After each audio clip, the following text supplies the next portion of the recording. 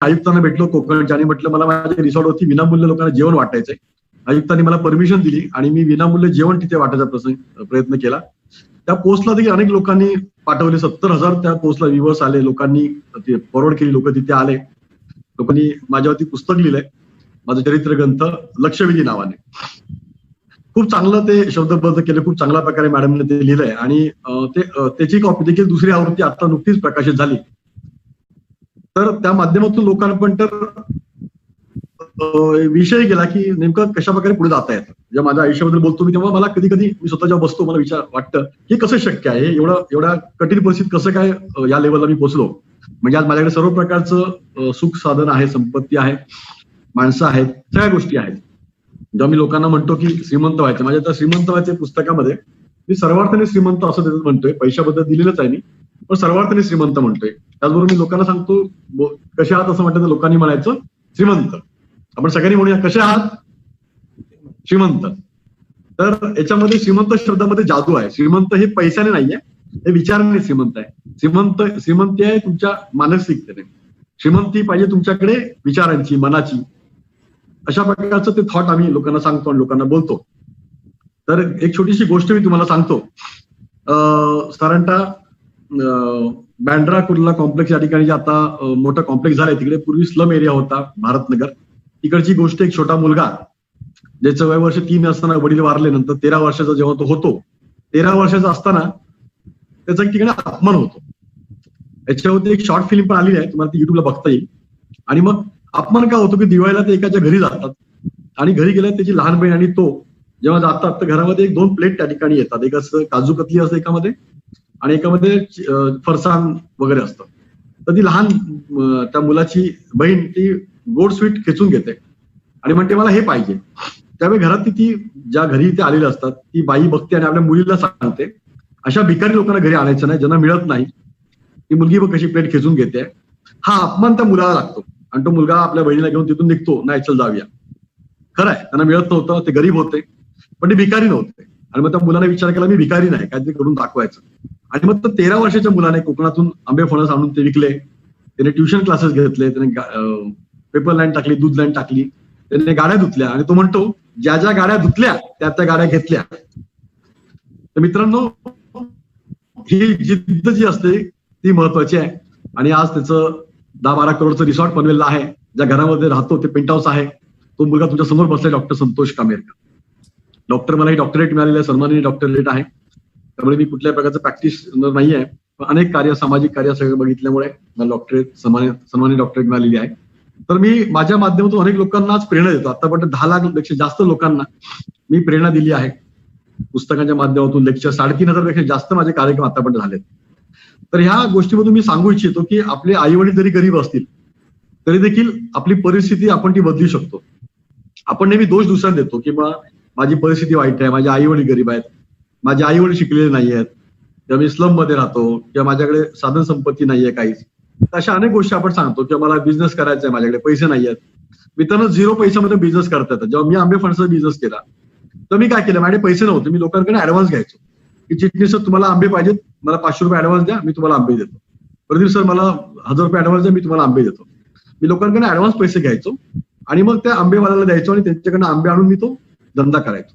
म्हणजे पैसा दुसऱ्यांचा, धंदा तुमचा. याच बिल्डर लोक करतात. तर कमी पैशात पण तुम्हाला बिझनेस करता येतो. आता अनेक विद्यार्थी या ठिकाणी आहेत, तर मी तुम्हाला बिझनेस बद्दल काही गोष्टी सांगू शकेन की असे कोणते बिझनेस आहेत जे तुम्ही कमी भांडवलीमध्ये करू शकता. त्याच्यामध्ये प्रामुख्याने एक तर जसं मी आता सांगितलं की रिअल इस्टेटचा बिझनेस आहे. तुम्ही प्रॉपर्टी देणे घेण्याचा व्यवसाय करू शकता. मी देखील केलाय. फ्लॅट विकणे, फ्लॅट घेणे, फ्लॅट भाड्याने देणं, दुकान गाळा भाड्याने देणं, अशा काही गोष्टी करू शकता. आता रिसेंटमध्ये मी कॉलेजच्या विद्यार्थ्यांना एक अपील केलं होतं की इन्कम सोर्स कोणाला तरी मिळावा, काहीतरी मिळावा, म्हणून मी फेसबुकला टाकले की मला पॉवर पॉईंट प्रेझेंटेशन बनवून पाहिजे आणि मी त्याचे पैसे देणार. मला जवळजवळ 25 लोकांनी संपर्क केला. मी 4-5 लोकांना कामं दिली की माझं प्रेझेंटेशन बनवून द्या, माझे काही व्हिडिओ बनवून द्या, मला काही लागतं त्या मटेरियल तुम्ही बनवून द्या. आणि त्या मुलांनी दिले, मी त्यांना पैसे दिले. तर असं तुम्ही देखील करू शकता की तुम्ही टाका, मी प्रेझेंटेशन बनवून देतो, काय नाही ते तुम्हाला 1000-2000 रुपये तरी मिळतील, काहीतरी उत्पन्न सुरू होईल तुमचं. हे करू शकता. सोशल मीडियावर तुम्ही प्रमोशन करू शकता. ठीक आहे सर, कामेरकर साहेब तुमचं एसके रिसॉर्टचं मी प्रमोशन करतो, मला 500 रुपये द्या. मी तुम्हाला 500 रुपये देईन, तुम्ही ते तुम्हाला सोशल मीडियावर फक्त पोस्ट करायचंय, व्हॉट्सअपला पाठवायचं त्याची माहिती. म्हणजे पैसे कमवून छोट्या छोट्या गोष्टी करून तुम्ही घरात बसून पैसे कमवू शकता. कॉलेजचे जे विद्यार्थी आहेत त्यांना मी सांगू इच्छितो की असे काही मार्ग शोधा तुम्ही. असं काय केलं तर होतं, तर जेव्हा मी माझ्या यशाबद्दल सांगताना हे सांगतो की मी तो प्रत्येक बिझनेस केला ज्यातून मला पैसे मिळत गेले आणि चांगल्या मार्गाने पैसे मिळतील अशा प्रकारचं काम मी करत गेलो आणि त्यामुळे माझा यशाचा आलेख पुढे पुढे गेला आणि मी कधी कृतज्ञता विसरलो नाही. ज्या ज्या लोकांनी मला मदत केली, सहकार्य केलं, त्यांचं नेहमीच मी आभार व्यक्त करतो. हा विषय तर इथपर्यंत थांबतो. पुढे सुयश विचारा. Okay, thank you sir. सर, खरं म्हणजे असं म्हणतात अन्नदान जे आहे ते म्हणजे श्रेष्ठ दान. तर तुम्ही जे अन्नदान केलं ते खरंच म्हणजे कौतुकास्पद आहेच. आणि हे पुढे जाता इथे अनेक विद्यार्थी आहेत, त्यामुळे मला हाच प्रश्न जरा पुढे घेऊन जायचा आहे. सर, तुम्ही ज्या ज्या क्षेत्राला हात लावलात त्या क्षेत्रामध्ये तुम्ही नुसते यशस्वी नाही झालात, पण फार मोठ्या प्रमाणात यशस्वी झालात. तर तुमच्या या यशाचं काहीतरी कानमंत्र असावं, तर हे कानमंत्र काय आहे हे जरा आम्हाला सगळ्यांना सांगाल का? येस, नक्की नक्की. तर काही गोष्टी मी टिप्सच्या स्वरूपात सांगेन. पहिलं म्हणजे मगाशी जर सांगितलं, मी कृतज्ञता व्यक्त करतो नेहमी. म्हणजे आज मी जरा ब्लेझर घातलंय, तर हे ब्लेझर घालण्यामागे माझी कुवत नाहीये हे विकत घेण्याची.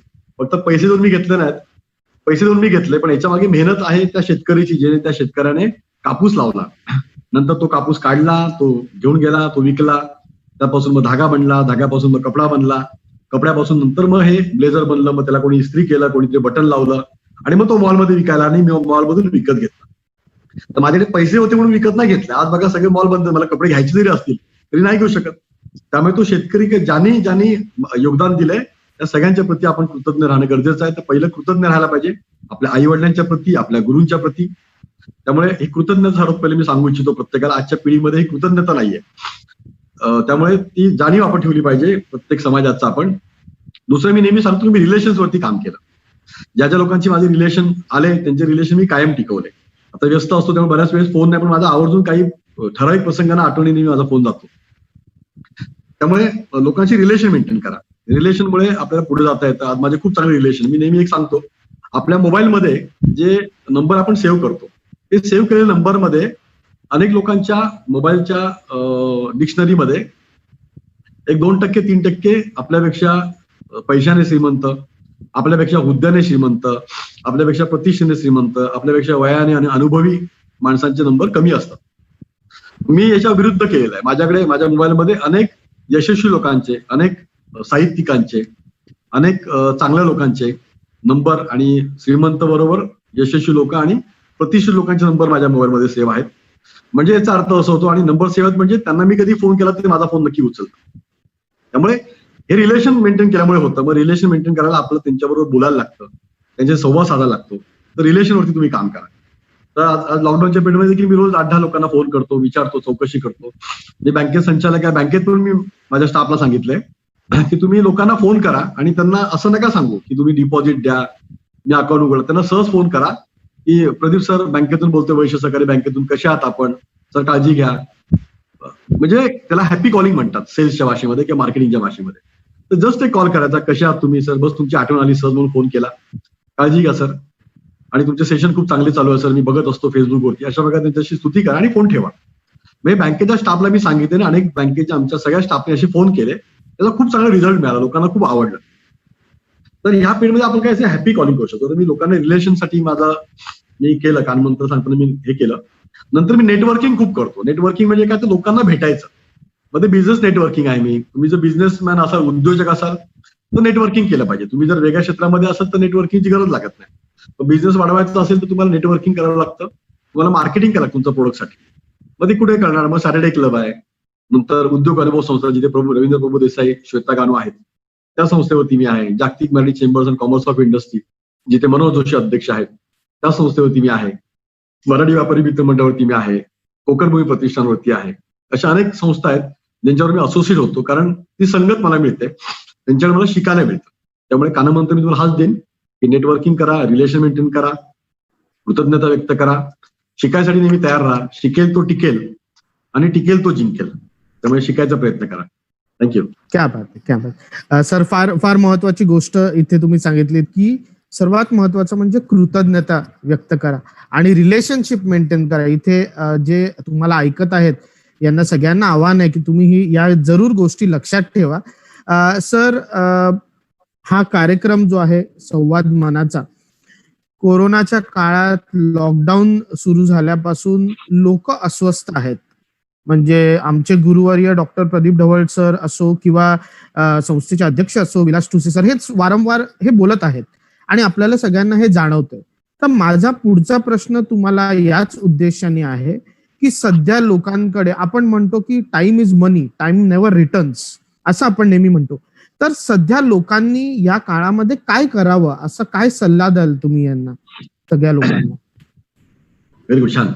तसं मी ज्या गोष्टी केल्यात या पिरियडमध्ये, मी एक तर माझं वाचन वाढवलं, त्यानंतर मी युट्यूबवरती व्हिडिओ खूप पाहायला सुरुवात केले आणि मी युट्यूबचे व्हिडिओ खूप बनवले. म्हणजे माझं चॅनल मी बनवलं होतं आजपासून 8 वर्षापूर्वी आणि मग तेवढं ऍक्टिव्ह नव्हतं त्यावेळेस. साधारणतः 100 सबस्क्रायबर होते, व्ह्युअर्स पण साधारणतः 2-1 हजार होते. पण गेल्या 3 महिन्यामध्ये मी अनेक लोकांना मी काही फ्रीलान्सर नेमले, त्यांना म्हटलं माझं प्रमोट करा चॅनल. मी व्हिडिओ काय बनवले आणि अपलोड केले, खूप चांगले व्हिडिओ बनवले, लोकांना खूप ते आवडले आणि आजच्या तारखेला 800 सबस्क्रायबर झाले. म्हणजे 600 सबस्क्रायबर 3 महिन्यात माझे वाढले. त्याचबरोबर व्ह्युअर्स साधारणतः 36,000 व्ह्युअर्स झाले माझ्या युट्यूब चॅनलला. तर त्यातून फायदा का होतो, जसं आपण नेहमी म्हणतो की तुमच्या मृत्यू पश्चात तुम्हाला 2 गोष्टी जिवंत ठेवतात. तुमचं नाव जिवंत कसं राहतं, एक तर तुम्ही जे लिखाण केलं, तुमची पुस्तकं तुम्ही जी लिहिता, हे पुस्तक रूपाने तुम्ही जिवंत राहता. तुमचं पुस्तक नंतर वाचलं जातं कालांतराने आणि लोक तुम्हाला आठवणी ठेवतात. त्याचबरोबर युट्यूब चॅनल आजच्या तारखेला एक माध्यम आहे की युट्यूबवर तुमचे व्हिडिओ अवेलेबल असतात, लोक बघतात तुमच्या पश्चात आणि युट्यूबवरती अरे संतोष कामेरकर, हे चिटणीस सर किंवा हे तुमचे व्हिडिओ लोक बघतात आणि तुम्ही त्यामुळे जिवंत असं तुमचं नाव. त्यामुळे मी हे केलं आणि तुम्हाला मी सांगतो लोकांना हे करा. त्याचबरोबर मी सांगतो की तुम्हाला आजच्या तारखेला कॅशवरती काम करा. कॅश म्हणजे काय, जसं आपण पैशाचं कॅश लावतो, सी म्हणतो, तर इथे आपल्याला के लावायचं आहे. तर के म्हणजे नॉलेज, नंतर आहे A for attitude, S for skills आणि एच फॉर हॅबिट. तुम्हाला ह्या पिरियडमध्ये तुमचं नॉलेज वाढवा. प्रचंड मी मागच्या 3 महिन्यामध्ये प्रचंड नॉलेज वाढवलंय, अनेक क्षेत्राचं नॉलेज मिळवलं. मी युट्यूबवरती काही गोष्टी शिकून घेतला, त्याचबरोबर काही पुस्तकं छान छान वाचली, घरातली काही कामं केली, पत्नीला पण घरात मदत करतो. त्याचबरोबर अशा अनेक गोष्टी ज्या मी अनेक दिवस केल्या होत्या त्या मी कामं केली. त्याचबरोबर मी पैसे देखील कमवतोय. आजच्या तारखेला माझे ऑनलाईन कोर्सेस चालू आहेत. आता माझी आजपासून 6वी बॅच सुरू झाली आणि आजच्या 6व्या बॅचला तुम्हाला मी सांगतो की पहिल्या बॅचला माझे लोक होते 40 लोकांनी माझ्या पहिल्या 5 बॅचेस केल्या आणि आजच्या 6व्या बॅचला माझ्याकडे पार्टिसिपेट आहेत 48 लोक. ही आज बॅच सुरू केल्याच्या मी ही ऑनलाईन करतोय. 14 दिवसाची बॅच आहे. मी त्यांना रोज एक पॉवर पॉईंट प्रेझेंटेशन, त्यांना मी व्हिडिओ पाठवतो, ऑडिओ पाठवतो, त्यांना लेख पाठवतो आणि मी याचे पैसे घेतो. मला ते 3,000 रुपये पर पर्सन देतात आणि मग त्यांना शिकवतो मी आणि मग ह्याच्यामध्ये ते आपल्या ग्रोथमध्ये त्यांना फायदा होतो. तर हे ऑनलाईन कोर्सेस मी चालू केले, तो मला फायदा झाला. त्यामुळे लोकांच्या आयुष्यामध्ये भरपूर फरक पडला. लोक त्यांची अडचणी, समस्या, प्रॉब्लेम मला विचारतात, त्याने मी आयडिया देतो. मला प्रचंड आयडिया, म्हणजे मी परमेश्वराचा खूप आभारी आहे की मला त्याने खूप चांगली बुद्धी दिली आणि त्यामुळे माझ्याकडे खूप आयडिया आहेत असं डोक्यामध्ये आणि मी खूप आयडिया लोकांना देतो, इनोव्हेशन करतो, क्रिएटिव्हिटी करतो आणि त्यामुळे मला त्याचा माझ्या बिझनेसचा फायदा होतो. माझ्या रिसॉर्टमध्ये मी अनेक क्रिएटिव्हिटी केल्या आहेत, आयडिया वापरल्या आहेत. अशा प्रकारे आयडिया आणि क्रिएटिव्हिटी केली तर फायदा होतो. तर मी त्या गोष्टी माझ्या माध्यमातून केलं तर मी लोकांना पण सांगेन की तुम्ही क्रिएटिव्ह बना. आयडिया वेगळ्या प्रकारे माध्यमातून येतात, त्याच्यावर तुम्ही शांतपणे बसलात तर आयडिया तुम्हाला येतील. लोक शांत ठेवून बसा, विचार करा, नवीन नवीन काही गोष्टी पहा तुम्ही. तर हे केल्यामुळे तुम्हाला जर फायदा मिळतो. लॉकडाऊनमध्ये मी आवर्जून सांगेन की काही उत्पन्नाचे साधन बघा तुम्ही. आता अनेक तरुण कोण कलिंगड विकतंय, कोण फळभाज्या विकतंय, कोण भाज्या विकतंय, काय त्यात लाजायचंय, पैसे मिळतात ते करा. कोणी फिश विकतंय. त्यामुळे तुम्हाला जर अशा काही गोष्टी करायच्या असतील तर बिंदास करा. आता काही परप्रांतीय गावी गेलेत, हळूहळू जसं सुरळीत झालं तर तुम्ही ते पाणीपुरी स्टॉल आहे, भेलपुरी स्टॉल आहे, या गोष्टी आपल्या इथल्या मराठी लोकांनी लावल्या पाहिजेत. त्यासाठी तुम्ही करा, लाजायची काहीच गरज नाहीये. अशा अनेक गोष्टी तुम्ही करू शकता. सॅनिटायझरचा बिझनेस असेल, मास्कचा बिझनेस असेल, अशा काही तुम्ही गोष्टी केलात तर नक्कीच तुम्हाला त्याचा फायदा मिळेल. त्यामुळे लॉकडाऊनमध्ये तुम्ही शिकायचा प्रयत्न करा. तर मी सांगत होतो कॅशवरती काम करा. ऍटिट्यूड तुमचा नेहमी चांगला ठेवा, सकारात्मक ठेवा, नम्र राहा. जेवढा माणूस मोठा होतो तेवढा तो नम्र असतो. ऍटिट्यूड चांगला ठेवा, सकारात्मक ठेवा. नंतर मी पुढे आलो तो म्हणजे एस म्हणजे स्किल्स वरती काम करा. तुमचे कौशल्य वाढवा. कम्युनिकेशन आहे, प्रेझेंटेशन आहे, लिडरशिप आहे, सेल्स वरती काम करा. मी कसं विक्री करू शकतो, मार्केटिंग वरती काम करा. मार्केटिंग कसं करता येईल, काय करता येईल, तर स्किल्स डेव्हलप करा तुमच्याकडे. त्याचबरोबर शेवटचा एच फॉर हॅबिट, सवय लावा चांगल्या. वाईट सवय असतील तर त्या काढून टाका, असतील तर त्या जग जाहीर करू नका. अनेक लोक वाईट सवय जग जाहीर करतात. चांगल्या सवयी लोकांना. आणि सकाळी एक क्लब चालू केलाय, त्याचं नाव आहे 5 AM क्लब. त्याच्यामध्ये आम्ही सकाळी 5 वाजता उठतो आणि 90 लोक आहेत चिटणीस सर 90 लोक आहेत त्याच्यामध्ये.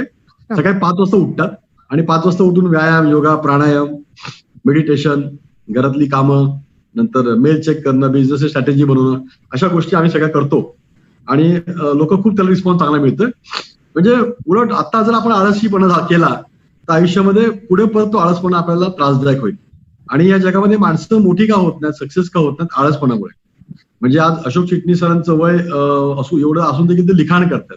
डॉक्टर शुभा चिटणीस सर लिखाण करतात. त्यामुळे असे अनेक लोक आहेत की त्यांना वयाचं काही नाहीये. किंवा आता ते विलास सर आहेत, तुसे सर. विलास सरांनी बघितल्यानंतर आज ते प्राध्यापक प्रिन्सिपल ट्रस्टी आहेत.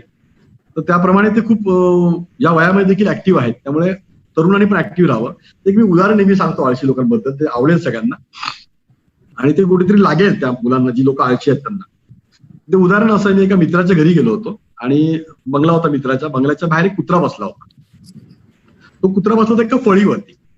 त्या फळीवरती बसला होता. तर तो मध्ये मध्ये कुत्र्याने असा हल्ला ना की तो रडायचा, ओरडायचा जोरात. मी मित्राला बोललो, अरे असं काय करतोय, मध्येच असं बाजूला हल्ला की तो रडतोय, ओरडतोय. आणि परत थोडा वेळ शांत होतो. तो मित्र मला सांगायला लागला की तो ज्या फळीवरती बसलाय ना, त्या फळीला खाली खिळा आहे आणि तो असं वाकला ना की तो खिळ्याला लागतो आणि मग तो ओरडतो, तो रडतो. परत तो सरळ होतो आणि मग शांत होतो. परत कालांतराने तो असा वाकडा आला की त्याला खिळा लागतो, परत तो रडतो, ओरडतो. मी मित्राला बोललो की तो कुत्रा तिथून उठून का जात नाहीये, त्याला ते खिळा लागतोय. तर तो म्हणतो, अरे त्याला एवढा पण लागत नाही की जखम होईल त्याला. जोपर्यंत त्याला जखम होत नाही तो उठून जाणार नाही. म्हणजे तो आळशी कुत्रा आहे, त्याला तिथून उठता येत नाही, दुसरीकडे तो जाऊन बसू शकत नाही. तर अनेक लोक असे आळशी लोक आहेत. ते आळशी लोक असल्यामुळे ते मागे राहतात. मला अनेक लोक विचारतात, अरे संतोष कांबळेकर तुम्ही एवढी कामं कशी करता. तर मी सांगतो की मी आळसपणा बिलकुल करत नाही.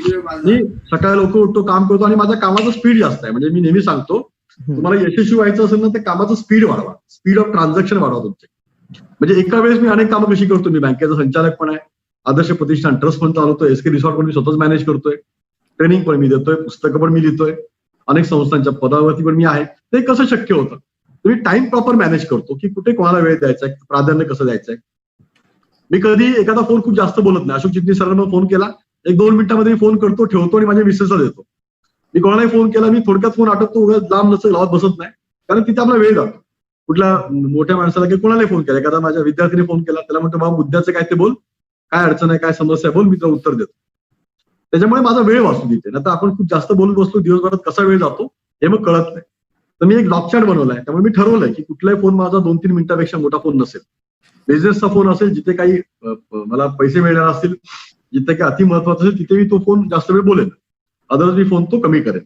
त्यामुळे ह्या अनेक गोष्टी मी बघत असतो आणि त्या गोष्टी मी करतो. त्याच्यामुळे मला फायदा होतो आणि मी लोकांना हे सांगतोय. तर त्या आळशी कुत्र्यावर लक्षात ठेवा की आळसपणामुळे माणसं श्रीमंत होत नाहीत, यशस्वी होत नाहीत आणि पुढे जात नाहीत. तर सगळ्यात प्रथम हा आळस काढून टाका. सकाळ लवकर उठा, वाचन करा, सकाळी घरातल्या घरात व्यायाम करा, उड्या मारा, सूर्यनमस्कार करा, काही करा, योगा करा, प्राणायाम करा, काही करा. पण घरातल्या घरात व्यायाम करा. अगदी टेरेस होता व्यायाम तुम्ही करू शकता. मेडिटेशन करा, थोडं डोकं शांत ठेवा. अशा प्रकारे काही गोष्टी केल्यामुळे आपल्याला खूप फायदा होतो. तर ह्या गोष्टी मी करतो आणि मी लहानपणापासून सवय माझ्या लावलेली आहे. त्यामुळे ह्या गोष्टी मी आवर्जून सांगू इच्छितो की ह्या गोष्टी लोकांनी कराव्यात. क्या बात.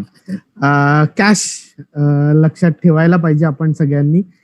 तुम्ही एक छान सर हे आम्हाला सगळ्यांना हा एक उपदेश दिलेला आहे. सर मी तुमचे युट्यूबचे व्हिडिओ पाहिले, मी तुमचे जे मोटिवेशनल स्पीच होते ते ऐकलेत आणि आता मी त्याच्याकडे येणार आहे. माझी एक तुम्हाला विशेष विनंती आहे की सर तुम्ही तुमच्या व्हिडिओमध्ये 5M याच्याबद्दल बोललेला आहात. तर माझी अशी विनंती आहे की तुम्ही सगळ्या प्रेक्षकांना या 5Mच्या बाबतीत जरा थोडक्यात सांगावं. Yes, thank you sir. खूप छान विषय सांगलात आणि धन्यवाद तुम्ही व्हिडिओ आणि माझ्या बघितल्यामुळे. मित्रांनो, मी विषय सांगतोय तो आहे 5M. या जगामध्ये जी माणसं श्रीमंत होतात पैशाच्या माध्यमातून, ते काय करतात, ते लोक ह्या 5M वरती काम करतात. तर M म्हणजे पहिला M येतो तो म्हणजे मशीन्सचा वापर करतात. म्हणजे मी जर प्रिंटिंग प्रेसमध्ये असेल तर माझ्याकडे प्रिंटिंग प्रेसच्या मशीन आहेत, टेक्नॉलॉजी माझ्याकडे आहे. तर मशीन्सचा वापर करतात. तर चपात्या भाजायला पण मशीन आलेली आहे, भाकरी भाजायला मशीन आलेली आहे. हॉटेल व्यवसायामध्ये त्या मशीनचा उपयोग करतात. कॉलेजमध्ये अनेक मशीन्स आहेत, म्हणजे कॉम्प्युटर्स असतील. अशा अनेक गोष्टी आहेत, त्या टेक्नॉलॉजीचा वापर करून म्हणजे मशिनरीचा उपयोग करून लोक श्रीमंत होतात. म्हणजे एकटा काम जेवढं करतोय तेवढं मशीन 20 लोकांचं काम करून देऊ शकतो. त्यामुळे मशीनचा उपयोग करणारी माणसं यशस्वी होतात. या जगामध्ये कुठलाही माणूस एकटा यशस्वी होऊ शकत नाही. त्याला टीमला घेऊन काम करावं लागतं, त्याला लोकांबरोबर काम करावं लागतं. म्हणून तुम्ही मॅन पॉवर, पुढचा एम आहे मॅन. तर मॅन पॉवर, माणसांकडनं कामं करून घ्या. माणसांकडनं कामं करून घेताना अनेक प्रकारे माणसांकडे कामं करून घ्यायची असतात. फक्त पैशामुळे माणसं काम करतात असं नाहीये. पैसा माझ्या हिशोबाने 4थ्या स्थानावरती जातो. पहिला त्या माणसांबरोबर तुम्ही रिलेशन कसे बनवता, त्या माणसांना रिस्पेक्ट तुम्ही देता का, त्या माणसांना कामावरती तुम्ही वातावरण चांगल्या प्रकारचं देता का. तुम्ही त्यांना हडतूड केला, शिव्या दिला तर तो माणूस टिकणार नाही तुमच्याकडे. थोडे दिवस पैसे मिळतात तो राहील, दुसरीकडे नंतर थोडे पैसे जास्त मिळाले की तो निघून जाईल. त्यामुळे रिलेशनवरती तुमच्याकडे माणसं काम करतात. त्यामुळे मॅनपॉवरवरती लक्ष द्या की माणसं कशी आहेत, त्याला काय अडीअडचणीला विचार करा. आता लॉकडाऊन पिरियडमध्ये माझ्या स्टाफला मी पगार दिला, गेले 3 महिने मी पगार दिला माझ्या स्टाफला. माझा स्टाफ तिथे बसून आहे. 10 लोकांचा स्टाफ रिसॉर्टला सध्या आहे. त्यांचं खाणं पिणं सगळं करून आम्ही चालू केलंय. आता चालू केलं होतं 2-3 दिवसापूर्वी, पण परत हे लॉकडाऊन पनवेलला पण सुरू झालं म्हणून आता परत बंद करायला लावलं त्यांनी. तर जेणेकरून एखादी फॅमिली आली तर आम्ही फॅमिलीला तिथे घेत होतो. म्हणून मी स्टाफला ते चालले होते, युपी वाले काही होते, बिहार वाले होते, म्हटलं जाऊ नका, थांबा तुम्ही. तर त्यांना थांबवलं, त्यांचा पगार झाला होता. पण ती गरज आहे, कारण आज त्यांनी मला, मी त्यांना साथ दिली तर भविष्यात ते मला साथ देतील. आणि होतं माझ्याकडे असं, जे माझ्याकडे 31 डिसेंबर असतो, लोक 18 तास 24 तास काम करतात माझ्याकडचा स्टाफ. म्हणजे 30 तारखेला 31 तारखेला पण 1 तारखेला सुट्टी असेल त्या दिवशी पण, म्हणजे 31ला जागरण असतं पूर्ण, लोक दिवस रात्र डान्स चालू असतो, मंचा करत असतात. त्यामुळे 31 ची गर्दी. किंवा दिवाळीमध्ये लोक खूप वेळा माझ्याकडे काम करत असतात. आज त्यांना जर मी सांभाळलं तर मला भविष्यात ते लोक सांभाळतील. आणि आज त्यांना किती पगार मिळतोय, मुश्किल नाही, कोणाला 8,000, कोणाला 10,000, कोणाला 12,000 पगार आहे. पण त्याला 8,000 पगार दिल्यामुळे त्याचा आनंद एवढा मिळतो की त्याच्या फॅमिलीला जो सुख मिळतंय हे खूप मोठं आहे. म्हणजे मी माझ्या बँकेत 2-3 लाख रुपये ठेवण्यापेक्षा ते त्यांच्या स्टाफला जर दिला माझ्या, तर कुठेतरी आपण दान धर्म करतोच. त्यामुळे त्या स्टाफसाठी मी हे केलं. मग ह्याच्यामुळे तो स्टाफ माझ्या टिकून राहतो. त्यामुळे माझ्या पत्नीने मी निर्णय घेतला की आपण स्टाफला पगार देऊया. त्यामुळे आता थोडं पुढे गेल्यानंतर मी म्हटलं की आता थोडं मी पगार कमी देईन. सुरुवातीला मी तुम्हाला दिलाय, आता मी तुम्हाला थोडासा कमी पगार देईन. तर ते तयार झाले की सुरुवातीला 2-3 महिने सरांनी दिले आपल्याला, आता या महिन्यात कमी मिळाली तरी हरकत नाही, बिझनेस झाला तर मिळेल. त्यामुळे माणसांना टिकवण्यासाठी काम करा, म्हणजे मॅन पॉवरवरती काम करा, माणसांचे रिलेशन मेंटेन करा. मी सांगितलं मॅन पॉवर, माणसांशी संबंध ठेवा, माणसं सांभाळा. पुढचा मी सांगतो तो असतो मटेरियल. आपल्याला कुठलंही काम करताना मटेरियल लागतं, म्हणजे रॉ मटेरियल लागतं. तर हे रॉ मटेरियल कुठून मिळतं, त्याच्यामध्ये निगोशिएशन करा, बार्गेनिंग करा, तुम्हाला स्वस्त मिळू शकतं. आता ह्या लॉकडाऊनमुळे अनेक लोकांना अडचण आली आहे, तर रिनिगोशिएशन करायला सुरुवात करा परत. म्हणजे एखादा वेंडर आहे, ते रिनिगोशिएशन करून त्याला सांगा बाबा रेट तू कमी कर, आता मला चालू शकत नाही. त्यामुळे रिनिगोशिएशन माझ्या बँकेत पण आम्ही सुरू केलं परत रिनिगोशिएशन. म्हणजे मग तो मेंटेनन्स वाले असतील, सीसीटीव्ही वाले असतील, आणि कोण कम्प्युटर वाले असतील, आणि कोण असतील, बाबा आता असं असं पोझिशन आहे, तर तू पण थोडे 2 पैसे कमी कर, तुला पण हे होईल आणि आम्हाला पण त्यातून त्रास नको व्हायला, किंवा मला जमलं पाहिजे. त्यामुळे मटेरियल बघा कुठे स्वस्त मिळतं, कसं मिळतंय, याच्यावरती काम करा. तर मटेरियल तुम्ही कमी जास्त करून, मटेरियलवरती तुम्ही काम करून तुम्हाला पुढे जाता येतं. आणि शेवटचा एम आहे तो म्हणजे माइंडसेट. या जगामध्ये लोकांचा माइंडसेट जर चांगला असेल, लोकांनी आपली मानसिकता चांगली बनवली, तर या जगामध्ये कुठलंही काम माणूस करू शकतो. आणि या माइंडसेटच्या जोरावरती अनेक लोक मोठी झालेत, यशस्वी झालेत, अनेक लोक मोठमोठ्या क्षेत्रामध्ये यशस्वी झालेत. त्यामुळे हा माइंडसेट महत्वाचा असतो. तर मी लोकांना सांगतो माइंडसेट बद्दल तुम्ही तुमच्या माइंडसेटवरती काम करा. आपण अनेक वेळेस इथे खाली खूप खर्च करतो, म्हणजे लिपस्टिक्सला खर्च केला, बाकी खूप खर्च केला, कपडे चांगले घातले, चेन घातल्या, अंगठ्या घातल्या, पण आपण इथे खर्च करत नाही. तर मी लोकांना आवर्जून सांगतो पुस्तकं वाचा, व्हिडिओ पहा, ज्ञान मिळवा, प्रशिक्षण घ्या, ट्रेनिंग घ्या, त्याचा फायदा तुम्हाला मिळतो. आणि इथे पैसे गुंतवले तर आपल्याला खूप फायदा मिळतो. त्यामुळे मी असे अनेक पैसे खर्च केलेत लोकांच्या भाषेत, माझ्या भाषेत मी गुंतवलेत इथे ज्ञान मिळवण्यासाठी. मी अनेक कोर्सेस करतो आणि त्यातून मला तो फायदा मिळत जातो. Sir thank you. क्या बात आहे sir, thank you very much. Sir, आता जेव्हा कोरोनाचा काळ सुरू झाला, तेव्हा कोरोनाच्या काळामुळे जे ऑफलाईन होतं ते आता ऑनलाईन झालं. म्हणजेच जे काही आता उदाहरणार्थ कॉलेज आहे, त्यामुळे मी स्पेसिफिकली कॉलेजचं उदाहरण देतो की जे क्लासरूम टीचिंग होतं ते आता सडनली ऑनलाईन झालेलं आहे. आणि ऑनलाईन झाल्यानंतर जशी चांगली लोक असतात तशी वाईट लोकही असतात. तर त्यामुळे गमतीचा भाग म्हणून काही लोकांनी दाखवलेलं होतं की जे वेबिनार, ट्रेनिंग सेशन्स वगैरे होतात, तर एक मुलगा आहे जो गोणी भरून सर्टिफिकेट ट्रेनिंग अटेंड केल्याचं हे घेऊन चाललेला आहे. आणि ती त्यांनी मिळवलेली एक गमतीशीर किंवा असं एक टीकात्मक स्वरूप त्याला दिलेलं होतं. तर मी स्वतः ते बघितल्यानंतर खूप डिस्टर्ब झालो. मात्र मला तुमच्याकडनं प्रतिक्रिया अशी हवी होती की ट्रेनिंग आणि नॉलेज हे कितपत महत्वाचं आहे सर, आणि गरजेचं किती? मी आता जे शेवटचा शब्द सांगितला की मी माझ्या प्रशिक्षण आणि ट्रेनिंगमुळेच मी पुढे येऊ शकलो. त्यामुळे मी आवर्जून लोकांना सांगेन की प्रशिक्षणामुळे तुम्हाला एक दिशा मिळते. म्हणजे आपण काय करतो, आपण 10 पुस्तकं वाचतो, त्यापेक्षा मी म्हणतो की तुम्ही एखाद्या यशस्वी व्यक्तीला भेटा. तर त्या व्यक्तीने 10 पुस्तकं वाचलेत, त्याने 100 अनुभव घेतलेत, तर अनुभवाचा फायदा तुम्हाला मिळतो. प्रत्येक वेळेस तुम्हाला आपण म्हणतो की अनुभवातून शिका, तर नेहमी अनुभवातून शिकण्यासाठी वेळ खर्च करायला गेला तर आयुष्य कमी पडेल. तो लोकांच्या अनुभवातून शिका. तुम्ही तो अनुभव घेण्याची गरज नाही की मी करेन आणि मी अनुभव घेईन आणि मग चुकलं की परत मी करेन. त्यापेक्षा एखाद्याने केलंय आणि तो चुकलाय त्याला भेटा, तू कसं केलंस, काय केलंस आणि नंतर यशस्वी कसं झालास. त्यामुळे असं केलं तर फायदा होतो. म्हणजे मला जर पुस्तक लिहायचं तर मी सरांना भेटेन, सर तुम्ही कसं लिहिलात, प्रसिद्ध कसं केलात, प्रकाशक कुठे भेटला, कसं विक्री गेली, काय सरांच्या अनुभवातून मी शिकेन. मग सर सांगतील पहिलं पुस्तक माझं असं झालं, मला प्रकाशकाने नाही सांगितलं, मग दुसऱ्या प्रकाशकाने घेतलं, एवढ्या आवृत्त्या काढल्या, मग असं म्हणजे त्यांच्या अनुभवातून मी शिकेन आणि मला आता असं केलं पाहिजे. त्यामुळे मी अनेक लोकांचे प्रशिक्षण अटेंड करतो आणि अनेक माझे विद्यार्थ्यांचे जे माझ्याकडे शिकून गेले ट्रेनर, आतापर्यंत मी 300 प्रशिक्षक तयार केलेत आणि जे भारतामध्ये लोकांना प्रशिक्षण देतात, मोठे नामांकित प्रशिक्षक ट्रेनर पण आहेत माझ्याकडे शिकून गेले. तर त्यांना जेव्हा मी त्यांच्या कार्यशाळेत मी जाऊन बसतो, तेवढं सर तुम्ही आमच्या कार्यशाळेत येऊन बसताय, म्हटलं हो मी बघायला आलोय. 2 गोष्टी आहेत, एक तर तुला मी काय शिकवलं, तू काय शिकलास ते बघतो मी, दुसरं तू काय चांगलं करतोस हे मला शिकायचंय आणि तू काय वाईट करतोस, तर तू जे वाईट करतोस ते मला नाही करायचंय आणि तू जे चांगलं करतोस ते मला शिकायचंय आणि मला करायचं. त्यामुळे अनेक असे काही लोकांना भेटतो मी, तर मी आवर्जून लोकांना सांगेन की शिकणं खूप गरजेचं आहे. त्यामुळे शिकायची प्रोसेस कधी थांबू नका. प्रशिक्षणाला खूप महत्व आहे. आणि प्रशिक्षण म्हणजे काय असं, जसं मी सांगितलं, समजा ए आणि बी 2 व्यक्ती आहेत. ए व्यक्तीचं आयुष्यमान सुरू झालं 20 वर्षापासून, त्याने पैसे कमवायला, नोकरी करायला, का धंदा करायला सुरू केला. 20 वर्षापासून ते 40 वर्षापर्यंत तो नोकरी धंदा करतोय आणि तो एव्हरेज मिळवतो पैसे.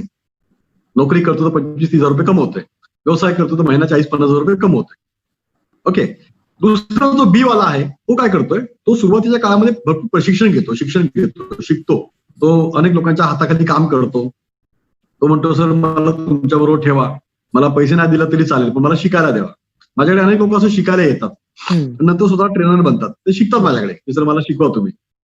एक माझे मित्र आहेत जे माझ्याकडे पूर्वी माझ्याबरोबर असायचे, विश्वास वाडे नावाचे, अशोक चिटणीस त्याला ओळखतात.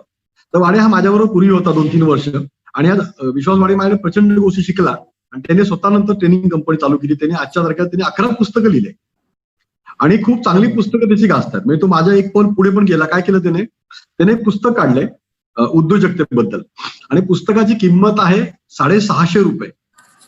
चिटणीस सर ऐकून घ्या किती गमतीदार, 650 रुपयाचं पुस्तक आहे आणि लोक विकत घेत आहेत. म्हणजे त्याने सांगितलं की सर मोठा प्रॉब्लेम, म्हणजे माझी किंमत एवढी ठरवतो, आपण आपली किंमत ठरवतो. तर प्रशिक्षण घेऊन त्याने ते केलं.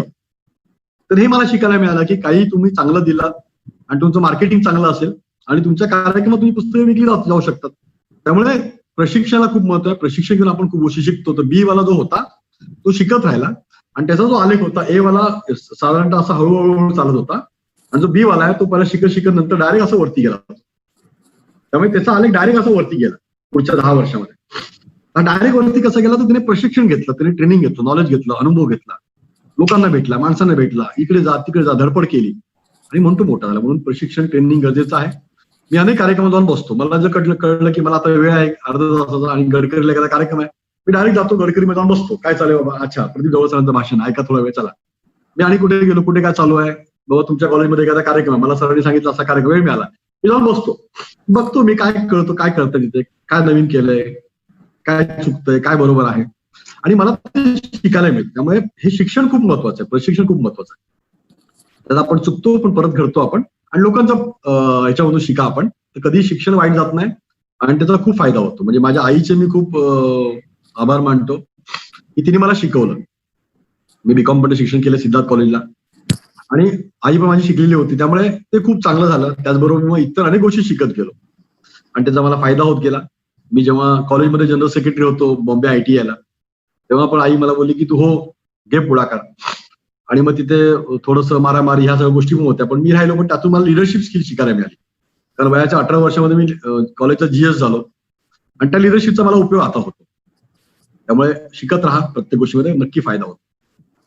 क्या बात आहे सर. इकडे एक सिद्धार्थ कॉलेजचा विद्यार्थी दुसऱ्या सिद्धार्थ कॉलेजच्या विद्यार्थ्याशी बोलतोय, कारण मी स्वतः माझं LLB हे सिद्धार्थ कॉलेज मधूनच केलेलं आहे सर. सर आता मी एक अतिशय महत्वाच्या प्रश्नाकडे येणार आहे, कारण की माझ्या मते हे विद्यार्थ्यांसाठी खूप महत्वाचं आहे. मी जरा सगळ्यांना घेऊन जातो 1983च्या वर्ल्ड कप मध्ये. 1983चा वर्ल्ड कप जेव्हा भारत जिंकला तेव्हा भारतासमोर बलाढ्य अशी वेस्ट इंडिजची टीम होती, आणि त्या क्षणी जर कोणी म्हटलं असतं की भारत हा जिंकणार आहे वर्ल्ड कप, तर कोणी हसत होतं, कारण की म्हणजे त्यांच्या समोर भारत जिंकणं हे कोणालाही वाटलं नव्हतं.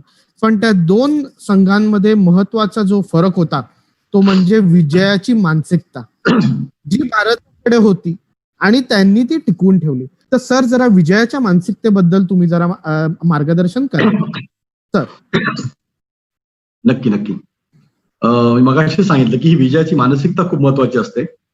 जसं तो वर्ल्ड कप झाल्यानंतर पुढचा एक वर्ल्ड कप जेव्हा सचिनची शेवटची मॅच होती, आणि त्या वर्ल्ड कपच्या अगोदर च्या वर्ल्ड कप मध्ये पूर्णपणे भारत पहिल्याच राऊंड मध्ये बाहेर गेला होता. त्यामुळे सेकंड परत वर्ल्ड कप आल्यानंतर आता हा वर्ल्ड कप जिंकायचा सचिनचा शेवटचा वर्ल्ड कप आहे. अशा वेळेस मग ती एक कोच येतो आणि मग कोच त्या सगळ्यांना सांगतो की वर्ल्ड कप जिंकायचा. तो विचारतो एकाला, पहिलं विचारतो युवराजला, तुला का जिंकायचंय? तर युवराज सांगतो, पहिलं दुसरा एक दोन लोकांना विचारतात, तो म्हणतो मी क्रिकेट खेळतोय, मला पैसे मिळतात म्हणून. दुसऱ्याला विचारतो, म्हणतो मला नाव मिळतं, प्रतिष्ठा मिळते म्हणून काम करतो, मी क्रिकेट खेळतोय. असे वेगळ्या प्रकारे उत्तर देतात. युवराज म्हणतो, मी अशा एका व्यक्तीसाठी खेळतोय जो व्यक्ती मी लहानपणापासून त्याला बघतोय आणि तो खेळताना माझा तो दैवत आहे, तर मला त्याच्यासाठी खेळायचंय, खेळून मला वर्ल्ड कप आणायचा आहे, आणि तो व्यक्ती माझा देव म्हणजे सचिन तेंडुलकर, असं तो म्हणतो. धोनी पण म्हणतो की मला अशा व्यक्तीसाठी वर्ल्ड कप आणायचंय ज्या व्यक्तीने आपलं जीवन क्रिकेटसाठी दिलेलं आहे. आणि त्यातून तो स्पार्क त्याच्यामध्ये येतो आणि मग तो कोच त्यांना लावतो आणि मग त्यांना गेम मिळतो की साला वर्ल्ड कप आणायचा आहे. आणि तुम्ही बघितलं असं, जेव्हा वर्ल्ड कप जिंकल्यानंतर तो सगळे रडतात. तर तो जो क्षण होता प्रत्येकाच्या मनामध्ये, ती विजयी मानसिकता की जिंकायचंच आहे. आणि आपण असे अनेक प्रसंग क्रिकेटमध्ये बघतो, साला शेवटच्या बॉलमध्ये 6 रन पाहिजेत होतात, शेवटच्या बॉलवरती विकेट पाहिजे, विकेट पडते. असे अनेक प्रसंग आहेत. आणि मी नेहमी सांगतो, एक जगामध्ये सिद्धांत ज्याला म्हणतात लॉ ऑफ अट्रॅक्शन, आकर्षणचा सिद्धांत. आकर्षणाचा सिद्धांत म्हणजे काय होतं, तुम्ही जसं विचार करता तसं होतं. तुम्ही आरोग्याबद्दल विचार करा की मी हेल्दी आहे, मी हॅप्पी आहे, मी छान दिसतोय, तुम्ही छान दिसता, तुम्ही हेल्दी विचार करता आणि मग तुम्ही पुढे जाता. तर ही मानसिकता तुम्हाला पुढे घेऊन जाते. यशासाठी असेल, तुम्हाला लिखाण करायचंय, मग मला 50 पुस्तकं लिहायचे, मग तुम्ही लिहिता. मला माझ्या विद्यार्थ्यांमध्ये, मला मेरिटमध्ये एखादा विद्यार्थी आमच्या कॉलेजला आला पाहिजे, तुम्ही विचार करता, त्या विद्यार्थी फोकस करता, तो विद्यार्थी येतो. तर ही विजयी मानसिकता आपल्याला आणावी लागते आपल्यामध्ये. ते विजयी मानसिकतेसाठी आपल्याला पुढाकार घ्यावा लागतो, आपल्याला पेन घ्यावा लागतो, पेन घेतला तर गेन मिळतं. आणि विजयी मानसिकता ज्या ज्या लोकांनी केले, मग अमिताभ बच्चनला जेव्हा कुलीमध्ये मार लागला, परत तो रिबाउंड झाला आणि परत तो आला परत. त्यानंतर युवराज सिंग असेल, कॅन्सर मधून बाहेर जाऊन परत आला तो पुढे. असे अनेक लोक आहेत. म्हणजे इव्हन मी पण आहे ना, वयाच्या 10-12 वर्षाचा असताना मी आजारी असायचो आणि मी अशक्त असायचो, मी पडायचो लगेच खाली, मला फक्त दूध आणि बिस्किट, ग्लुकोज बिस्किट मी खायचो. तर माझ्या आईला लोक म्हणायचे की हा मुलगा तुझा बिचारीचा नवरा नाहीये, विधवा आहे, आणि मुलगा पण असा अपंग आहे, याला शक्ती नाही, पडतो लगेच खाली या.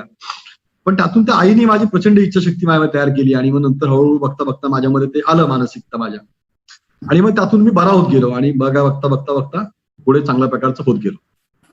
तर ती सुरुवातीच्या काळामध्ये अनेक ठिकाणी ती गरिबीची मानसिकता असते आपल्या मनामध्ये. म्हणजे मी एक मानसिकतेबद्दल नेहमी उदाहरण सांगतो एका बेडकाचं. आपण एखाद्या भांड्यामध्ये एक बेडूक ठेवला आणि पाणी गॅसवरती ठेवलं आणि हळूच गॅस चालू केला, तर ते भांड्यातलं पाणी गरम व्हायला सुरुवात होईल. मी लोकांना प्रश्न विचारतो की आता ते बेडूक बाहेर उडी मारेल की नाही मारेल? काही लोक म्हणतात सर उडी मारेल, काही लोक म्हणतात सर नाही उडी मारणार. तर होतं असं त्याच्यामध्ये की तो गॅस चालू केला जातो आणि 90% लोक सांगतात की सर उडी मारेल, त्याला गरम लागलं तर उडी मारेल. 10% लोक 5% लोक म्हणतात की सर नाही, तो राहील. तर 90-95% लोक जे म्हणतात की तो उडी मारून बाहेर येईल, ही मानसिकता त्यांची असते. तर बेडकाचं शरीर तुम्ही बघायला गेलं तर ते ऍडजस्टमेंट करतं. तर बेडक काय करतं, त्या भांड्यामध्ये पाणी गरम होतं, तो लेवल करतो, मॅच करतो आपल्याला बॉडीला, आणि तो मॅच करत असतो, बॉडी मॅच करतो, सहनशील त्याच्यामध्ये असते. तो करत करत करत करत शेवटी तो जास्त पाणी होतं, गरम होतं आणि तो बेडूक मरतो.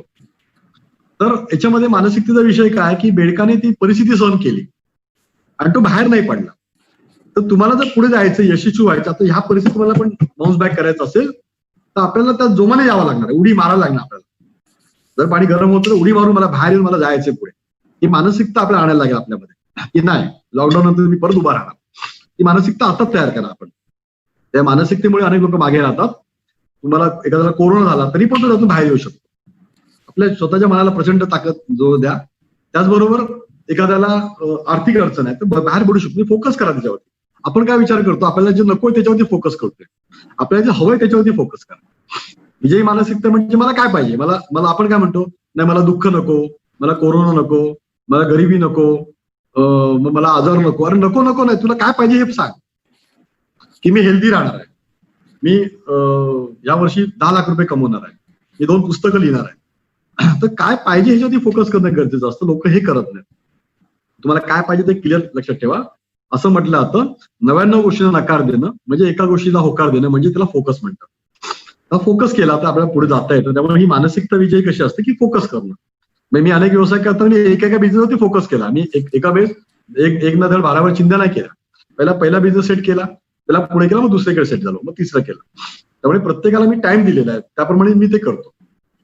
त्यामुळे तशा प्रकारे आपण केलं तर ती मानसिकता होते. आणि मग नेहमी आपण सकारात्मक राहिलं की परमेश्वर मदत करतो, चांगली माणसंच आपल्या मदतीला येतात.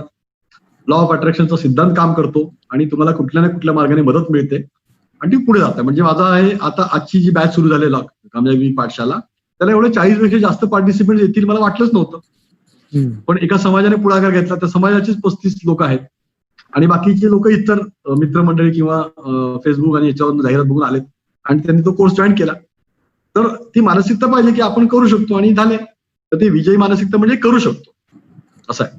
आता मी तुम्हाला सांगतो, हे ज्या सेशन आजचं होत आहे, प्रदीप डवल सर म्हणाले संतोष सगळे स्लॉट फुल आहेत आणि आता पुढे 15-20 दिवस तुला स्लॉट मिळणार नाही. तर मला माहिती होतं की सर एखादा स्लॉट मिळेल मला, कोणतरी कॅन्सल झाला तर किंवा कोण नाही आला तर तुम्ही मला नक्की बोलू शकता. आणि मला सरांशी काल बोलून झालं, सर आज लगेच मला बोलले की आज तुमचं सेशन आहे संतोष. त्यामुळे ही माझं लॉ ऑफ अट्रॅक्शन होतं की मला मिळणार, एक चांगली संस्था मला बोलवते आहे आणि त्या संस्थेकडे मला जाऊन मला लोकांशी संवाद साधायला ऐकेल, माझे गुरुवर्यन मला ऐकतात, हे माझ्यासाठी मोठी अभिमानाची गोष्ट आहे. त्यामुळे हे मी विचार केला, त्यामुळे मिळालं. त्यामुळे विचार करा, मिळणार तुम्हाला. ही मानसिकता, त्याला विजयी मानसिकता म्हणतात. क्या बात आहे सर, क्या बात आहे. तुम्ही एवढ्या सगळ्यांची नावं घेतली, त्यामध्ये एक नाव आपण नक्कीच उल्लेख करायला पाहिजे, तो म्हणजे दिवंगत अभिनेते इरफान खान, ज्यांनी स्वतः कॅन्सरशी एवढं मात करून दुर्दैवाने मात्र त्यांचं निधन झालं.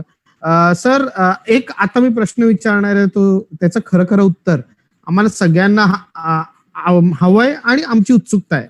एसके रिसॉर्ट हे करोडो रुपयाचा जो व्यवसाय आहे तो तुम्ही उभा केलात, या मागची दूरदृष्टी जरा आम्हाला सगळ्यांना सांगा सर.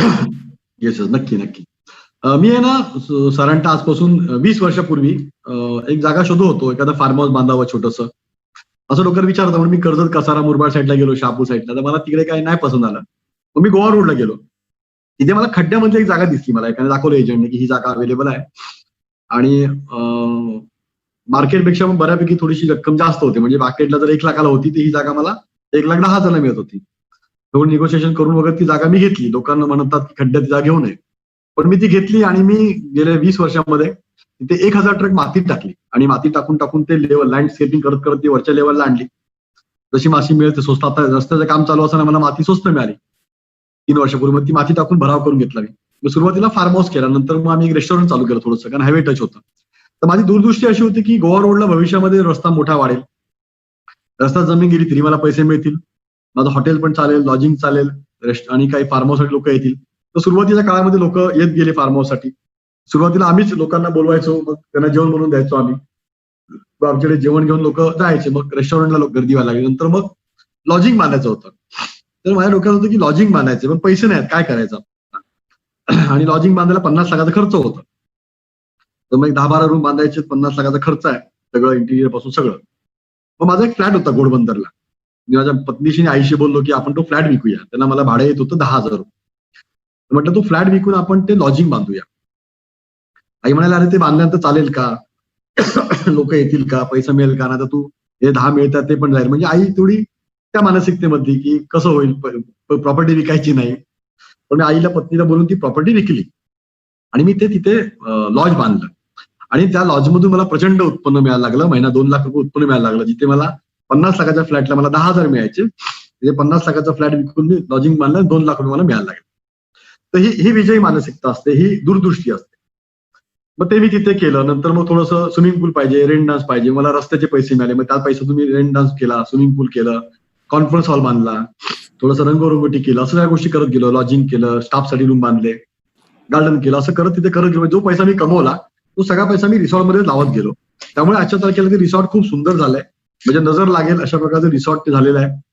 आणि अनेक लोक त्या ठिकाणी येतात, फिल्म स्टार लोक येतात. आता रिसेंटली मागे म्हणजे लॉकडाऊनच्या अगोदर आमच्याकडे अनुपम खेर आले होते, सुष्मिता सेन आले होते, मकरन अनासपुरे आले होते, अशा अनेक फिल्म स्टार लोक येतात, स्वप्नील जोशी आले होते. अशा अनेक लोक रस्त्याने जाताना चहा नाश्त्याला आपल्याकडे थांबतात. डॉक्टर मनोज जोशी सर नेहमी अशोक चिटणीस सरांबरोबर आपल्याकडे येत असतात. प्रदीप ढवळ सर एकदा येऊन गेले. असे अनेक लोक येतात. त्यामुळे रिसॉर्टची कल्पना ती डोक्यात अशी आली आणि काहीतरी करावं आणि त्याच्यामध्ये मला अप्रिसिएशन मिळते. म्हणजे मी समजा मी बीएमडब्ल्यू आणि मर्सिडीज घ्यायचं माझं स्वप्न होतं. मग बीएमडब्ल्यू मर्सिडीज घेणं जेव्हा मला पैसे मिळाले होते, पैसे माझ्याकडे होते रस्त्याचे मिळालेले, मग डोक्यात विचार आला की चला बीएमडब्ल्यू मर्सिडीज घेऊया, एक स्वप्न पूर्ण करूया आपण. पण त्याच वेळेस तो उद्योजक किडा डोक्यामध्ये होता, यार ही गाडी घेऊन मी काय होऊ शकतं. तर मी गाडी घेतली आज 50 लाखाची, तर ती डेप्रिसिएशन होणार. म्हणजे मी उद्या 2 वर्षांनी 3 वर्षांनी गाडी विकायला गेलो 50 लाखाची, तर 50 लाखाची गाडी मी 3 वर्षांनी विकली तर मला मिळतील 20 लाख रुपये. विकली 8 वर्षाने तर मला मिळतील 2 लाख रुपये. तर मला त्या गाडीमध्ये डेप्रिसिएशन मिळणार. पण मी इथे लॉजिंग बांधलं तर मला अप्रिसिएशन मिळत जाईल. तर मी लॉजिंग बांधलं किंवा मी स्विमिंग पूल बांधला किंवा प्रॉपर्टीमध्ये वाढ केली तर अप्रिसिएशन मिळतं. त्यामुळे मला तिथे काय झालं, मी बिझनेस पण करतोय, ते मला रिव्हेन्यू येते आणि माझ्या जागेचे पैसे वाढतात, अप्रिसिएशन होते मला जागेमध्ये. तर ही मानसिकता की हा विचार आपण केला तर फायदा मिळतो आपल्याला. मग ती दूरदृष्टी माझ्याकडे होती आणि मी माणसं जोडतो, त्यामुळे माझ्या रिसॉर्ट व्यवसायासाठी मला त्याचा फायदा होतो. की लोकांकडे गेलो की भेटतो, मी मार्केटिंग खूप करतो, मी ढोल वाजवतो माझ्या बिझनेसचा भरपूर. मी फेसबुकवरती टाकतो, युट्यूबला टाकतो, माझ्या कार्यक्रमात बोलतो, मी बोलतो. आता मी जेव्हा काही गोष्टी बोलतो 10 पैकी 6 लोकांना नाही आवडत, 4 लोकांना आवडते, 4 लोक माझी वस्तू घेतात आणि मला फायदा होतो. तर आपल्या व्यवसायाचा ढोल वाजवणं गरजेचं असतं. तर मार्केटिंग करा, मी खूप मार्केटिंग करतो, लोकांपर्यंत माझा विषय जातो आणि त्याचा मला फायदा होतो. माझ्या रिसॉर्टला लोक येतात, माझ्या ट्रेनिंगला लोक येतात, त्यामुळे हे गरजेचं आहे. तर मी नवीन मुलांना सांगेन की तुम्ही सांगा काय करता. अनेक लोक बोलत नाही, म्हणजे अनेक वर्ष ते मित्र असं पण ते माहितच ना तो काय करतो. तर तुम्ही बिझनेस करताय, व्यवसाय करताय, नोकरी करताय, लोकांना सांगा, तर तो तुम्हाला मदत करेल ना. त्याला कसं करणार, मला उद्या एखादा बंगला बांधायचा आहे पण मला माहितीच नाही की कोण सिव्हिल कॉन्ट्रॅक्टर कोण आहे का, कोण आर्किटेक्ट आहे का, कोण आणखीन लेबर देणारा कोण आहे का. मला तुमच्यापैकी माहिती पडलं बा सुयश सर बिल्डिंग बांधतात, मी सुयशना कॉन्टॅक्ट करेल. त्यामुळे तुम्ही एकमेकाला माहिती असेल तर आपण त्याचा फायदा करून घेऊ शकतो. त्यामुळे माझं नेटवर्किंग खूप होतं, ओळखी होतं, त्याचा मला फायदा रिसॉर्टला झाला. दूरदृष्टी माझ्याकडे त्या वेळेस होती नक्कीच, भविष्यामध्ये मला इथे काहीतरी करायचंय. आणि मग हळूहळू तिथून रस्त्याला जागा गेली, त्याच्यात मला पैसे मिळाले. नंतर पुढे परत अजून थोडीशी जागा मी 1 एकर घेतली. 1 एकर जेव्हा मी घेतली तेव्हा तो माणूस विकणारा बोलला की ही रस्त्यामध्ये जागा जाईल, बघा उद्या तुम्ही असं मला म्हणाल की फसवलं म्हणून. तर बघा म्हटलं हरकत नाही, ठीक आहे, दे तुला विकायचं तर घेतो मी. तर मला माहिती होतं रस्त्यात जरी गेली जागा ना तरी मला त्याचे पैसे मिळणार आणि ते झालं. त्यामुळे ते दूरदृष्टी किंवा तो अभ्यास पाहिजे आपल्याकडे. तर त्याप्रमाणे मग ते होत गेलं आणि त्या माध्यमातून आज तिथे माझ्याकडे 18 ते 20 माणसं कामाला आहेत रिसॉर्टला आणि खूप चांगल्या प्रकारे चालू आहे.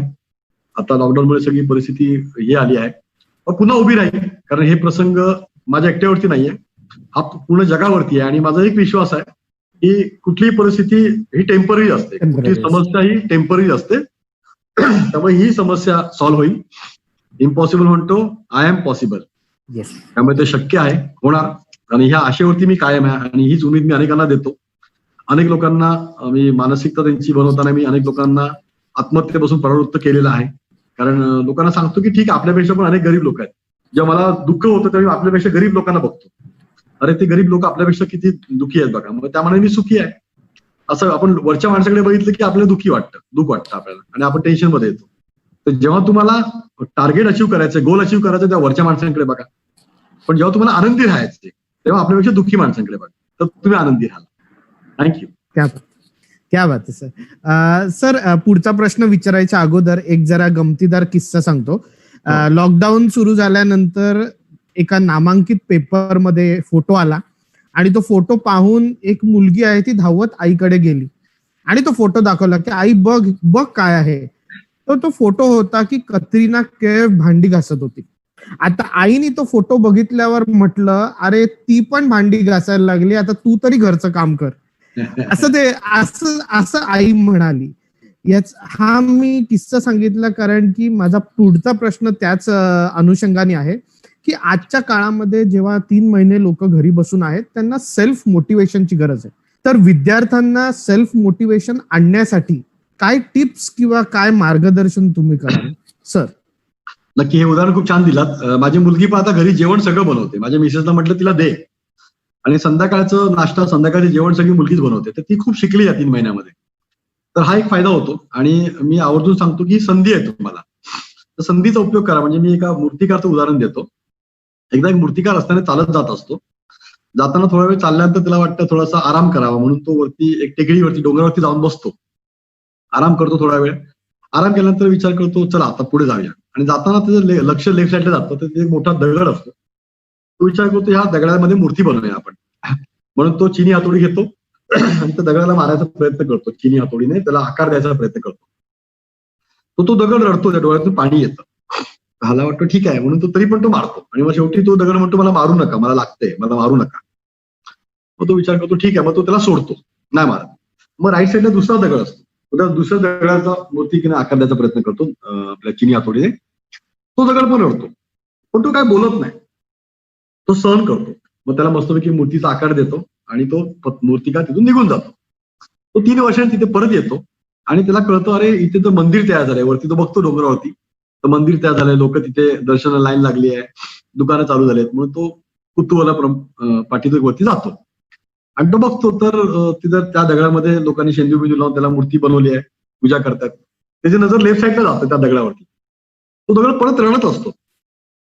हा दगड आता परत का रडतो? म्हणून जाऊन त्याला विचारतो की मला ओळखलंस का? हो बोलतो ओळखलं, तुम्ही मूर्तिकार आहात. मी मला त्यावेळेस आकार द्यायचा प्रयत्न करत होतो, मी म्हटलं मला मारू नका, लागते मला. तो बरोबर आहे, मी तो सोडलं म्हणून, तर नाही मारलं. मग आता का रडतोस आहे? तो मी आता यासाठी रडतोय की आता जो प्रत्येक जण येतोय ना, तो माझ्यावरती नारळ फोडतोय, मला नारळाने मारतोय आणि समोर जाऊन हार घालतोय. तर मी सहन नाही केलं, सहनशीलता नाही केली. मी सहन केलं असतं तर माझी मूर्ती झाली असती, लोकांनी मला पूजा केली असती, समोर दगड नारळ फोडला असता. तर ही संधी आहे लॉकडाऊन मध्ये अनेक विद्यार्थ्यांना, अनेक लोकांना. लॉकडाऊन मध्ये तुम्ही शिका, चांगल्या लोकांना भेटा. आता काही मोठमोठे व्हीआयपी लोक अवेलेबल आहेत फोनवरती. मी ते मोठमोठ्या लोकांशी, व्हीआयपी लोकांशी आता बोलतो फोनवरती. इतर वेळेस एवढे बिझी असतात, वेळच मिळत नाही. म्हणजे सुरेश आवडेला फोन लावला तर बिझी, प्रभू देसाई बिझी. आता तर फोन लावला तर ते बोलतात माझ्याशी. असे अनेक लोक आहेत. तर ही संधी आहे तुम्हाला काही लोकांना भेटायचं, काही लोकांशी बोलायचं, नवीन काहीतरी शिकायचं, घरी काहीतरी पदार्थ बनवायला शिकायचं, घरी मदत करायचं. आता मी अनेक काम घरात करतो, आता वेळ आहे त्यामुळे त्याला पत्नीला बरं वाटतं, पत्नीशी रिलेशन त्यामुळे माझं चांगलं होतं. तिला वाटतं अरे वा थोडं नवरा मदत करतोय, तर मी मदत करतोय असल्यामुळे मुलं पण करतात. तर हा एक फायदा होतो आपल्याला. त्यामुळे अनेक लोकांना मी सांगतो की तुम्ही शिका, अनेक गोष्टी शिकायची तुम्हाला आहे. तुम्ही पदार्थ बनवायला शिका, घरची कामं शिका, भरपूर कामं करण्यासारखी आहे तुमच्यासाठी घरी, तुम्ही करू शकता. सोशल मीडिया शिकून घ्या, सोशल मीडियावरती प्रमोशन करा, लोकांचं वाचन वाढवा, पुस्तकं लिहा. पुस्तक लिहायला काय जरुरी नाही की तुम्ही खूप मोठे लेखक आहात म्हणून तुम्ही, कोणी माणूस पुस्तक लिहू शकतो ना, काय तर त्याचा अनुभव लिहायचे त्याला. शेवटी विकेल नाही विकेल ती नंतरची, पण तुम्ही लिहा, प्रकाशित भेटेल किंवा तुम्ही सुद्धा प्रकाशित करा. त्यामुळे तुम्ही प्रयत्न तर करा, तुमचे अनुभव लोकांकडे जाऊन देत. अशा अनेक गोष्टी आहेत त्या मुलं करू शकतात किंवा घरचे पालक पण करू शकतात. घरामध्ये काही चांगले संस्कार आपण एकमेकाला लावून घेऊ शकतो, एकत्र बसून गप्पा मारू शकतो. अशा काही गोष्टी केल्या तर मुलांना त्याचा फायदा होईल आणि मुलांनी आवर्जून ते करावं मी सांगू इच्छितो. पालकांनी पण त्याला करायला द्या. माझ्या पत्नीला मी सांगितलं की मुलीला दे करायला, तू व्यायाम कर, तू बाकीची कामं कर, तिला दे जेवण करायला. चुकेल सुरुवातीला, काहीतरी मीठ जास्त पडेल, काहीतरी, पण दुसऱ्या दिवशी चांगलं करेल. आणि मग तिला अप्रिशिएट करूया, छान केलंस, मस्त केलंस, मग ती करत जाते.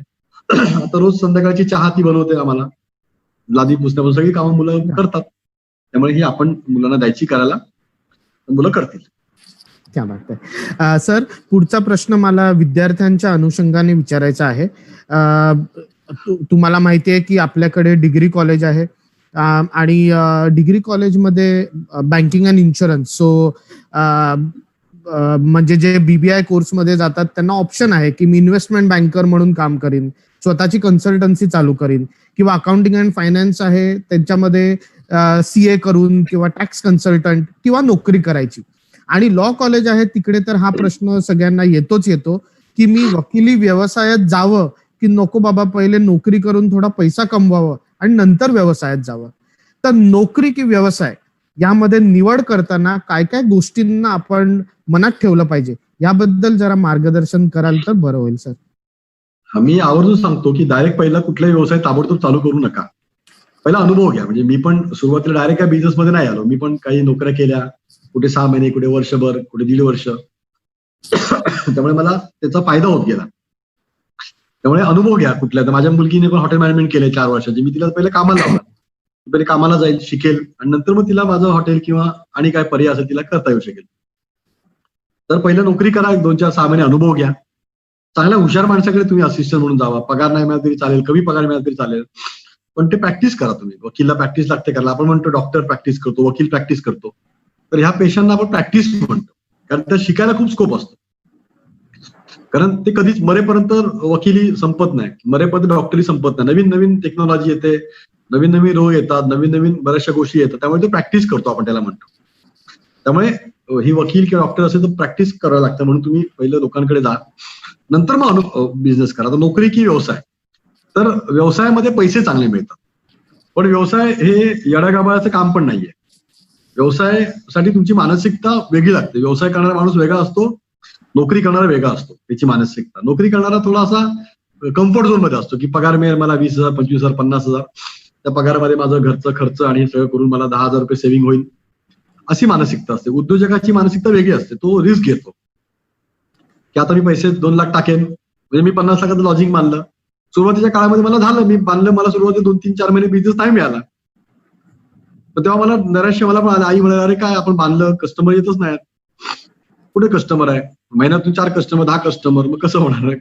नंतर नंतर लोकांना कळायला लागला, मी मार्केटिंग केली, लोकांपर्यंत गेलो, मग धंदा जोरात वाढला. त्यामुळे बिझनेसमध्ये रिस्क असते थोडीशी. बिझनेसची मानसिकता वेगळी असते. बिझनेसमध्ये तुम्ही काय करता, सकाळी 6 ते रात्री 10 काम करता. नोकरीमध्ये काय करता, सकाळी 10 ते संध्याकाळी 6. आता वेळेमध्ये फरक आहे. 10 ते 6 तुमची 8 तास ड्युटी होते आणि सकाळी 6 ते 10 तुम्हाला 16 तास ड्युटी होते. त्यामुळे ती मानसिकता उद्योजकाबद्दल तुम्हाला लागते. तुम्ही समाधानी प्रवृत्तीचे असाल तर तुम्ही नोकरी करता. तुम्हाला वाटतं की पुढे जायचं, आयुष्यात अजून पुढे जायचंय, तर व्यवसायाबद्दल तुम्ही बोलू शकता. व्यवसायामध्ये अनुभव घ्या, माहिती मिळवा आणि मग व्यवसायामध्ये जा. त्याला सॉर्ट करणं म्हणतो आम्ही. ते पण आम्ही शिकवतो सॉर्टमध्ये, स्ट्रेंथ, विकनेस, अपॉर्च्युनिटी, थ्रेट. ते कुठलाही बिझनेस करताना पहिलं सॉर्ट करून घ्या आपल्या बिझनेस बद्दल किंवा आपल्या स्वतःबद्दल. म्हणजे बिझनेस मी करतोय आणि माझे जे गुण आहेत ते त्या बिझनेसला पोषक नाहीयेत. म्हणजे मी समजा हॉटेल व्यवसाय, रिसॉर्ट व्यवसायामध्ये आहे आणि माझा स्वभाव चिडचिड आहे, मी रागवतो, मी मारतो लगेच, कोण उलटा बोला मी लगेच जाऊन त्याला मारला, माझा स्वभाव जो चिडचिड आहे, भांडखोर आहे, तर मी हॉटेल व्यवसायामध्ये त्याला मॅच नाही होणार. माझा स्वभाव हा गोड पाहिजे, आनंदी पाहिजे, लोकांना समजून घेणं, बोलणं पाहिजे, तर मी त्या व्यवसायाला मॅच करेन.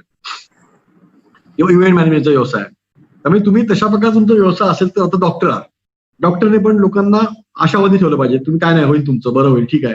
डॉक्टरच बोलला नाही नाही तुमचा आजार खूप गंभीर आहे, तुम्ही लवकरच मरणार आहात, असं म्हटलं की तो माणूस टेन्शनमध्ये येतो, डॉक्टर असं तुम्ही बोलताय. तर डॉक्टरांनी त्याला आधार द्यायचा असतो. त्यामुळे तुम्ही बिझनेस करताना, पेशा कुठल्या असताना तुमचा स्वभाव त्याला मॅच होतो का हे बघून तुम्हाला तो करायचा असतो. ऑफकोर्स व्यवसायामध्ये पैसे मिळतात, पण ते कालांतराने मिळतात. त्याला तुम्हाला 1000 दिवस किंवा 3 वर्ष तुम्हाला मेहनत घ्यावी लागते. 3 वर्षांचं तुम्ही स्टेबल होता, 3 वर्षांचं तुम्हाला उत्पन्न बऱ्यापैकी सुरू होतं. त्यामुळे सुरुवातीला मग थोडे छोटे व्यवसाय करा, कमी भांडवलीचे करा, म्हणजे नुकसान होणार नाही असं बघा. एखादा मुलगा बोलतो बापाचे पैसे आहेत, बापा मला द्या 50 लाख, मला 20 लाख, वडील देतात आणि मग तो लॉस मध्ये जातो. तर पहिलं त्याला 20 लाख, 5 लाख, 10 लाख देण्याच्या वेळी त्याला सांगायचं छोटा बिझनेस कर, 1 लाखात कर. लॉस मध्ये जरी गेला तरी तो परत उभा राहू शकतो, टेन्शन येत नाही. तर सुरुवातीला त्याला छोटे व्यवसाय करायला लावा आणि मग पुढे त्याला जाऊन दे. त्यामुळे जे वकिली पेशेमध्ये आहेत ते ऑफकोर्स वकिली करणार, मग ते नोकरी पण करू शकतात वकिलीमध्ये, स्वतःची पण वकिलीची प्रॅक्टिस करू शकतात. पण या जगामध्ये मी नेहमी सांगतो की हुशार माणसाला किंमत आहे. पैसे आहे ना अक्कल हुशारीने कमवता येतात. पैसे अक्कल हुशारीने कमवतात, फक्त मेहनतीने नाही कमवता येत. त्यामुळे तुम्ही आज डॉक्टर 1 लाख डॉक्टर असतील, 1 लाखापैकी 1 लाख डॉक्टर पैसे कमवतात का? नाही. 1 लाखापैकी 50,000 डॉक्टर पैसे कमवतात. 50,000 डॉक्टर अजून देखील त्यांची कशी बशी प्रॅक्टिस चालते.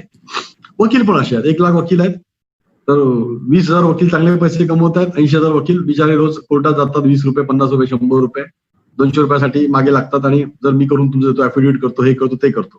त्यामुळे हुशार माणसांना बिझनेस मिळतो कुठलाही, किंवा बिझनेस मध्ये पण.